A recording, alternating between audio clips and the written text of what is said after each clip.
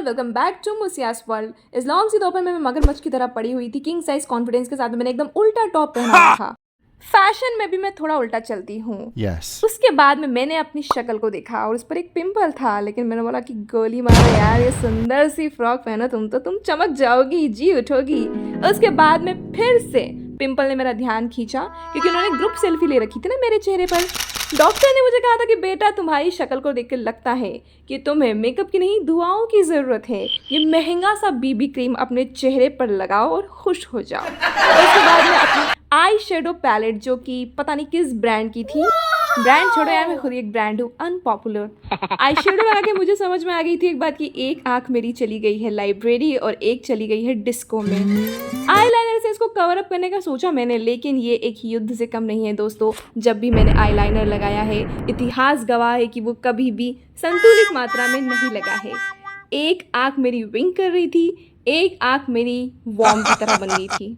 पर खैर छोड़ो, इसे भी मैंने कवर किया अपनी लिपस्टिक से, जो कि मैंने अपनी बेस्ट फ्रेंड के साथ खरीदी थी। ये मेरे लिए स्पेशल है।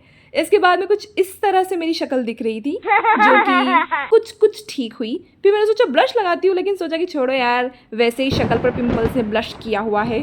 फिर मैंने अपने बालों के साथ खेलना शुरू किया और उन्होंने मेरे साथ। मेरे बाल मुझे हमेशा सरप्राइज देते हैं, तो मैंने सोचा कि मैं उन्हें शॉक दे देती हूँ इस इलेक्ट्रिक यंत्र की सहायता से। इसके पहले की बात खराब हो जाए, मैंने अपना ध्यान शिफ्ट किया अपने इयररिंग्स की तरफ, पहना, परफ्यूम लगाया और मैं रेडी थी बाहर निकलने के लिए। बाहर जैसे निकली, मेरे साथ धूप भी निकल गई थी। ओह वाह! मैंने अपना स्कार्फ निकाला, ऑटो में बैठी और ऑटो वाले भैया और ऐसे चला रहे थे जैसे बुलडोज़र चला रहे हो। मुंबई का ट्रैफिक बाहर से मुझे चिढ़ा रहा था और मैंने भी अपना स्कार्फ पहन लिया था, धूल और धुएं से बचने के लिए। अपने इस हथियार के साथ साथ मैं सोच रही थी कि आज के दिन में हम पहुंच जाएंगे या नहीं, लेकिन रिक्शा वाले भैया हुए मेहरबान, हम पहुंच गए स्टेशन। और मैंने क्या देखा, ट्रेन भी आ गई थी इतनी जल्दी। और लकीली मुझे उस दिन सीट मिल गई थी, क्योंकि दोपहर का समय था ना, और सब लोग, पूरा महिला मंडल शांति में बैठा हुआ था। सामने वाली आंटी मुझे देखकर खुश हो रही थी और मैं उन्हें देखकर नकली स्माइल कर रही थी। ऑडिशन रूम में मुझे पता चला कि वहाँ पर रिकॉर्ड करना अलाउड नहीं है। मेरी आंखें जूम हो गई और मैंने सब कुछ आंखों से ही रिकॉर्ड कर लिया।